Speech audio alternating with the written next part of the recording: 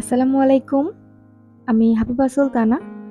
Habiba's kitchen and blog channel থেকে আপনাদেরকে আরো একবার স্বাগত জানাচ্ছি। আশা করছি যে যেখান থেকে আমার আজকের ব্লগ ভিডিওটি দেখছেন, আল্লাহর রহমতে সবাই অনেক অনেক ভালো আছেন, সুস্থ আছেন। আলহামদুলিল্লাহ আমরাও কিন্তু বেশ ভালো আছি।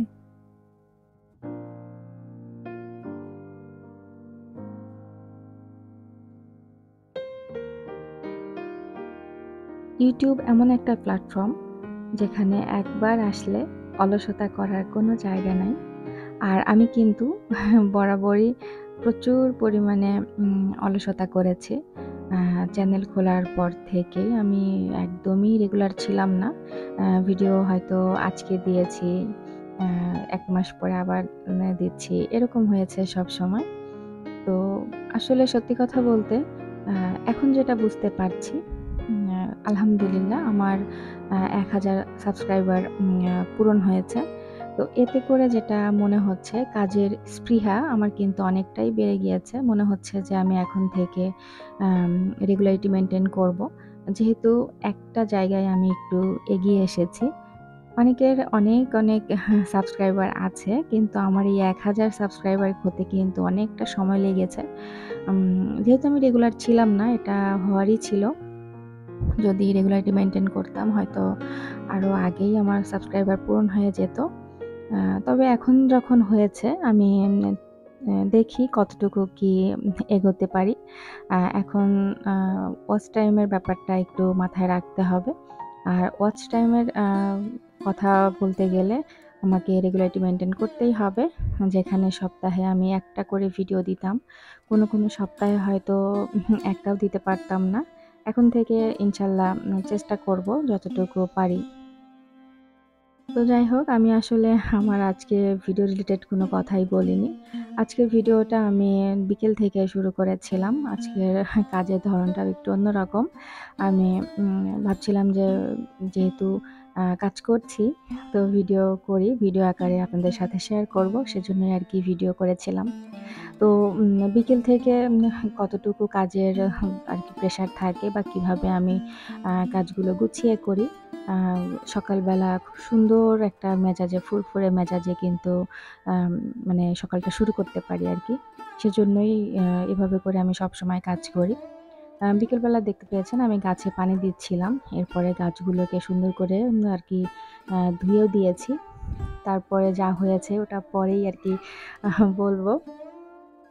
তো এখন আরকি রান্না বসিয়ে দিয়েছিলাম। আমরা আরকি ৬ রোজা যে করে কেউ বলেন সাক্ষী রোজা। তো আবরারের বাবা রোজা করছিল, তার মধ্যে এই ভিডিওটা করা। তো ইফতারের পরে কিন্তু আর সেভাবে করে খাওয়া-দাওয়া হয় না।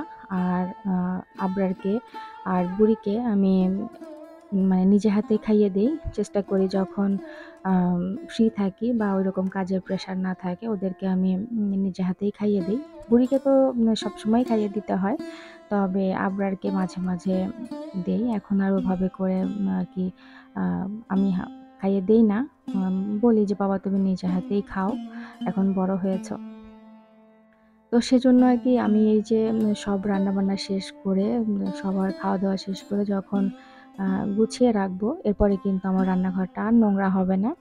আর এখানে আমি বেশ কিছু সবজি জমেছিল। অনেকগুলো ঢেঁড়স আরকি নষ্ট হয়ে যাচ্ছিল। প্রায় 1/2 কেজির মতো ঢেঁড়স আনা হয়েছিল, একটুও খাওয়া হয়নি।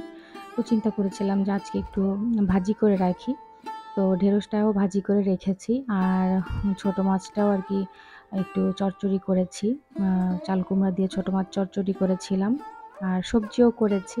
তো সবগুলো রান্না আমি শেষ করে যখন চুলাটা ঠান্ডা হয়েছে তখনই আরকি গুছিয়ে নিচ্ছিলাম। তো এই তো এখানে হচ্ছে চাল কুমড়া দিয়ে ছোট মাছ চচ্চড়ি করেছি। এটা নষ্ট হয়ে যাচ্ছিল জন্যই, মানে চাল কুমড়াটা নষ্ট হয়ে যাচ্ছিল জন্যই আমি রান্না করেছি।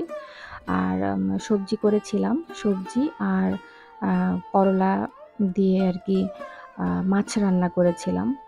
তো সেই আলু, করলা, মাছ ওগুলো খাওয়া হয়েছে। আর এখান থেকে কিছুটা সবজিও খাওয়া হয়েছে। আর বাকি যেগুলো থাকবে এগুলো ইনশাআল্লাহ সেহরির সময় আবার খাওয়া হবে। মানে খাওয়া হয়েছিল আরকি। যেহেতু রোজার মধ্যে ভিডিওটা করা। রোজার মধ্যে বলতে আমি এই যে সাক্ষী রোজার কথা বলছি। কেউ সাক্ষী রোজা বলেন। আসলে সাক্ষী রোজা নাকি বলতে হয় না।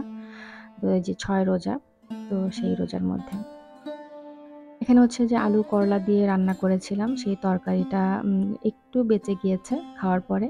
তো সেটা গরম করে রেখেছি। না হলে দেখা যাবে যে সকাল হতে, হতে নষ্ট হয়ে যাবে। আর সবগুলো তরকারি গরম করে রান্নাঘরটাও সুন্দর করে গুছিয়ে পরিষ্কার করে মুছে আমি রেখে দিয়েছি। এরপরে যখন আবরার আর বুড়িকে খাওয়াবো তখন কিন্তু একটা প্লেট নিয়ে খাইয়ে দিলেই হয়ে যাবে। তো এভাবে করে যদি গুছিয়ে রাখা হয় কাজগুলো তাহলে দেখা যায় যে সকালবেলা খুব সুন্দরভাবে যখন রান্নাঘরে আসবো দেখা যাবে যে একটুও মন খারাপ হচ্ছে না বা টেনশন নাই। ঘুম থেকে কিন্তু খুব সুন্দর মতো ফুরফুরে মেজাজে কাজ শুরু করতে পারবো। তো বেসিনটাকেও আমি সুন্দর করে মুছে আরকি একটু উম তাওয়ালটাকে শুকোতে দিলাম। এরপরে রান্নাঘরে একটু মনে হচ্ছিল যে উম ময়লা হয়েছে যেহেতু সবজি, পেঁয়াজ এগুলো কাটাকুটি হয়েছিল। তো রান্নাঘর থেকে একদম যে ডাইনিং এর যে স্পেসটা পুরোটা আমি একটু পরিষ্কার করে নিচ্ছি। আচ্ছা, এখানে হচ্ছে এই ভিডিওটুকু আমি সকালে করেছি। সকালবেলা প্রচণ্ড রকমের বৃষ্টি হচ্ছিল। সাথে বজ্রপাত ছিল। তো সেজন্যই আরকি আমি ভিডিওটুকু করেছিলাম। আরকি মেয়ে ঘুম থেকে উঠে গিয়েছিল শেষ পর্যন্ত এই শব্দে। তো আমি একটু রেখে দিয়েছি।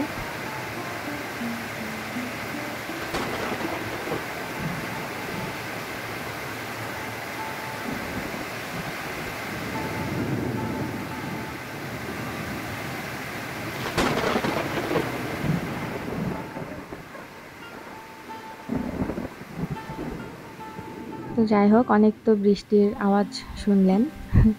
এখন আমি কিন্তু আসল কথা বলতেই ভুলে গিয়েছি। জানি না আসল নাকি নকল কথা। প্রত্যেকটা ভিডিওতেই বলতে হয়। জানি না কতটুকু কাজ হয় এই কথাটা বলে। আসলে সত্যি কথা বলতে যদি আপনাদের ভালো লাগে তবেই একটা লাইক দিবেন বা যদি ইচ্ছা হয় যে পরবর্তীতে আবার আমার ভিডিওটা দেখবেন তাহলেই কিন্তু সাবস্ক্রাইব করবেন। আমি যতই বলি না কেন বলে কিন্তু কোনো লাভ নাই।